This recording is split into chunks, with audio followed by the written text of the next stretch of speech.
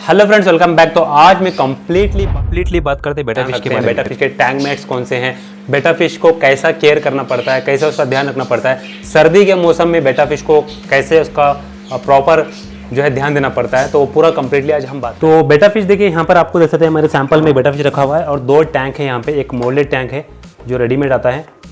तो यहाँ पर देखिए एक मोल्डेड टैंक है जो रेडीमेड आता है, जिसमें फ़िल्टर वगैरह इसी में आता है। फ़िल्टर सिस्टम हालांकि मैं इस्तेमाल नहीं कर रहा हूँ क्योंकि बेटा के लिए फ़िल्टर सिस्टम इस्तेमाल करने की ज़रूरत नहीं है, लेकिन फ़िल्टर सिस्टम काफ़ी अच्छा है। एक टैंक रखा है, एक नॉर्मल जो मोल्डेड टैंक है जिसमें बेटा वगैरह आप देख सकते हैं। यहाँ पर बेटा मैंने डाल के रखा हुआ है, सिर्फ दो डाल के रखा है क्योंकि डिस्प्ले के लिए थोड़ा दिखे इसलिए मैंने रखा हुआ है। ऐसा मैं रखता नहीं हूँ, लेकिन फिर भी डिस्प्ले में दिखे इसलिए थोड़ा बहुत चार बेटा में डाल के रखा है इसके अंदर, वरना एक टैंक में एक ही बेटा रखते, लेकिन बस थोड़ा डिस्प्ले में दिखे इसलिए डाल के रख रहा हूँ। बेटा फिश को केयर करने के लिए सबसे पहले बहुत सारे चीज़ों का ध्यान रखना पड़ता है। फर्स्ट ऑफ ऑल मैं वार्निंग देना चाहता हूँ या कुछ सजेशन देना चाहता हूँ कि बेटा fish not made for balls. Please don't keep any बेटा इन बॉल। बॉल के अंदर रखना क्रुएल्टी है, कोई भी फिशेस को बेटा में नहीं रखना चाहिए। I don't recommend personally to keep any fish in bowl because bowl is not good option. So minimum tank से अगर बात करें बेटा के लिए 1 feet is recommended. 1 feet tank minimum होना चाहिए, या इस तरह की एक क्यूब टैंक जो मार्केट में अवेलेबल होती है, इस तरह की क्यूब टैंक ले सकते हो। तो इस तरह का एक स्मॉल टैंक जो यहाँ पर देख सकते हो, वो स्मॉल टैंक सेटअप बना कर रखा था जिसमें लाइव प्लांट्स में डाल के रखा हुआ है। इस तरह का एक सिंपल सेटअप दे सकते हो। जो टैंक जो है मैंने ये बुराक पेट से लिया था अमेज़ॉन से, आपको 1900 में कुछ मिल जाता है। इसमें फ़िल्टर सिस्टम रहता है, इसी में पूरा इंस्टॉलेशन रहता है, इसमें फ़िल्टर भी रहता है और इसमें लाइटिंग भी रहती है। तो काफ़ी अच्छा ऑप्शन है, इस तरह का ले सकते हो। या आप मोल्डेड टैंक इस तरह की मिलती है, जो मोल्डेड टैंक यहाँ पर मैं देख रहे हो। मोल्डेड टैंक में आप 2 अलग अलग बेटा मेल फीमेल अलग अलग रख के इनको ब्रीड भी करवा सकते हो। तो मिनिमम टैंक साइज़ फॉर बेटा इज़ 1 फीट रिकमेंड है। 1 फीट रखो, काफ़ी अच्छा रहेगा। 1 फीट के टैंक में रखोगे तो काफ़ी हेल्थी रहेंगे, लॉन्ग लाइफ जिएंगे।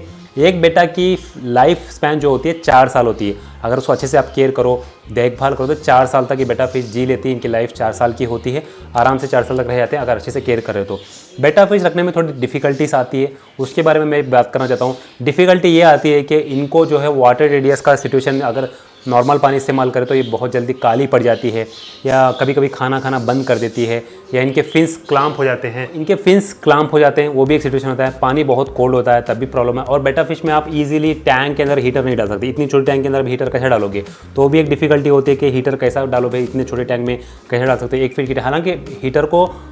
हालांकि बेटा को हीटर सजेस्ट नहीं है, क्योंकि बेटा अगर बॉल या बेटा पानी ज़्यादा वार्म हो जाए तो उनके फिन जो है झड़ने लगते हैं, मेल्ट हो जाते हैं थोड़े बहुत वार्म वाटर में भी। इसलिए अगर आप बेटा रख रहे हैं तो डिफ़िकल्टी इसको कैसे सॉर्ट आउट करें, सबसे पहले आपको आरओ वाटर ही इस्तेमाल करना है। पानी जो पीने का आता है वाटर, उसमें टीडीएस बहुत कम होता है, जिसकी वजह से फिशेस हेल्थी रहेगी। नॉर्मल वाटर भी आप इस्तेमाल कर सकते हो, कोई दिक्कत नहीं है, लेकिन नॉर्मल वाटर में होता क्या है, नॉर्मल वाटर में टीडीएस ज़्यादा होने की वजह से फिशेस के फिन्स क्लाम्प हो जाते हैं या फिशेस काली पड़ जाती है, उसका कलरेशन डाउन हो जाता है, क्योंकि आपने जो पानी दिया है वो टीडीएस लेवल उसका बहुत ज़्यादा है। टीडीएस लेवल ज़्यादा इसको रिकमेंड नहीं है, टीडीएस लेवल कम होना चाहिए। अप्रॉक्सीमेटली अगर टीडीएस लेवल बात करें तो 80 to 120 के हिसाब से अगर टीडीएस लेवल है तो काफ़ी अच्छा रहेगा। उससे ज़्यादा रहेगा तो 400-500 इस तरह का टीडीएस रहेगा। कभी कभी 1100 भी चल जाता है, मैंने मुंबई में देखा था टीडीएस लेवल वहाँ की पानी का 1100 होता है। तो उस सिचुएशन में पानी में रखोगे तो आपकी बेटा वीक हो जाएगी, बहुत जल्दी उसके फिन्स क्लाम्प हो जाएंगे, एक दूसरे में जुड़ जाएंगे, बेटा काली पड़ जाएगी। इसलिए आपको आरओ वाटर ही इस्तेमाल करना है। टैंक साइज तो मैंने पहले भी बोल दिया, मिनिमम टैंक साइज 1 फीट होना चाहिए। और दूसरा जो है, हीटर की ज़रूरत नहीं है इनको। हीटर अगर वार्म रखना है तो ऐसी जगह पर रखो जहाँ पर थोड़ा वार्म हो, जैसा कि रूम हो गया, कोई हॉल का कोई ऐसा कॉर्नर जहाँ पर ज़्यादा ठंडी ना होती है, ऐसी जगह पे रखो। तो अगर आप बहुत सारे लोग क्या करते हैं, बेटा बॉल को या कोई भी एक्वेरियम को दरवाजे के पास रखते हैं या खिड़की के पास रखते हैं ताकि खूबसूरती भी अच्छी लगे और एंट्रेंस में अच्छा, बहुत सारे लोग बिलीव करते हैं। लेकिन इससे क्या, सर्दी के मौसम में बहुत जल्दी पानी कोल्ड हो जाता है, जिसकी वजह से फिशेस को प्रॉब्लम होती है। अभी बेटा का टैंक ऐसा है कि उसमें हीटर नहीं ऐड कर सकते और ना हीटर रिकमेंडेड है उनके लिए।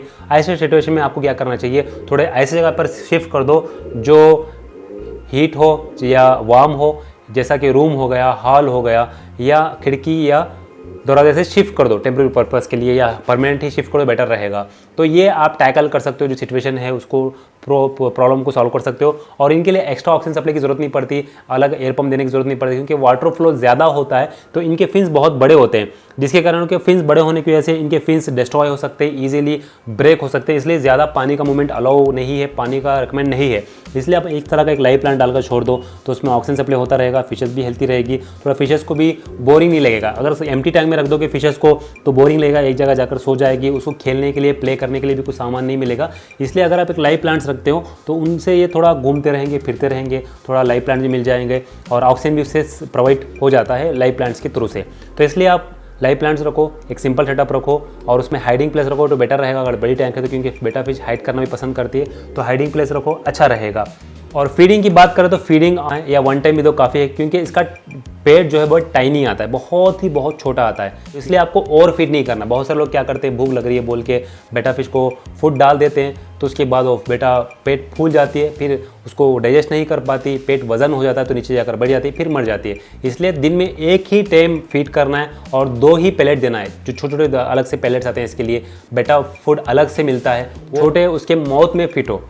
जो बड़े बड़े पैलेट्स आते हैं गोल्ड फिश के लिए वो मत दो, क्योंकि इनका मुंह भी बहुत छोटा होता है, टाइनी होता है, तो उसके माउथ में फिट होने वाला, जैसा कि एंजल फिश का फूड हो गया, टेट्राबिट्स हो गया, ये फूड उनको आप दे सकते हो। डेली 1 टाइम ही फीड करो, बेटर रहेगा। और हफ्ते में 1 बार इनको फास्टिंग कराओ। ऐसा नहीं कि डेली फीड करते रहो, हफ्ते में 1 बार इनको डेली, हफ्ते में 1 बार एटलीस्ट फास्टिंग कराओ, ताकि अनडाइजेस्ट फूड अगर पेट में है तो डाइजेस्ट हो जाएगा, तो इससे फिशेस भी हेल्थी रहेगी।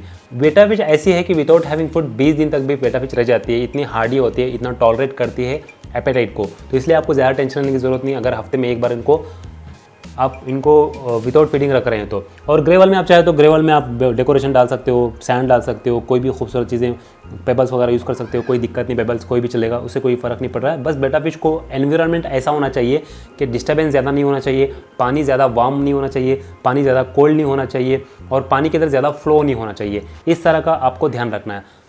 ये पानी फ्लो ज़्यादा ना हो उसके लिए फ़िल्टर अवॉइड करो और ऑक्सीजन सप्लाई ज़्यादा, बबल्स ज़्यादा मत दो। अगर बड़ी टैंक है तो अलग बात है, लेकिन छोटी टैंक है तो मत दो।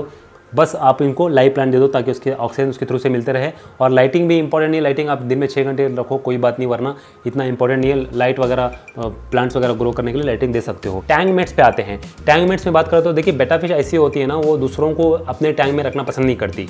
उसका ऐसा बिहेवियर होता है ना, अगर कोई सी दूसरी टैंक, अब दूसरी फिश उसके टैंक में नजर आए तो उसको अटैक करने की कोशिश करती है, उसको मारने की कोशिश करती है, क्योंकि they are very aggressive, they don't allow to any other fish to keep with them. तो इसलिए वो दूसरों के साथ अटैक करते रहते हैं।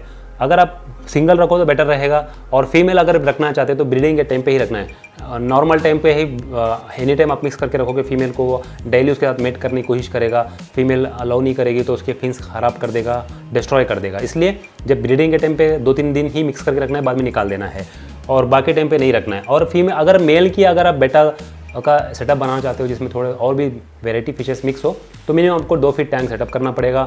2 फीट टैंक सेटअप करके उसमें अच्छे से प्लांट्स वगैरह भरना पड़ेगा और लाइव प्लांट्स और डेकोरेशन वगैरह डालना पड़ेगा ताकि लाइव प्लांट्स और हाइडिंग प्लेस मिले।